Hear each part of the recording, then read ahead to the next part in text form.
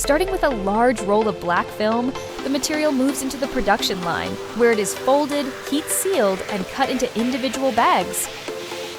The finished bags are then wound into compact rolls for dispensing.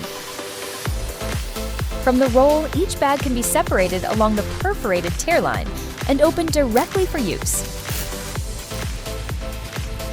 Once placed inside the bin, the bag provides a simple way to collect different types of household waste, from smaller pieces to larger items. When full, it can be lifted out and carried away for disposal. After production, finished goods are stored and prepared for loading, supporting regular shipment volumes of up to 5,000 tons per month. HAPLAST Group holds a range of certifications, including BSCI, GRS, SGS, OK Compost Home, OK Compost Industrial, ISO. These certifications support different customer and market requirements.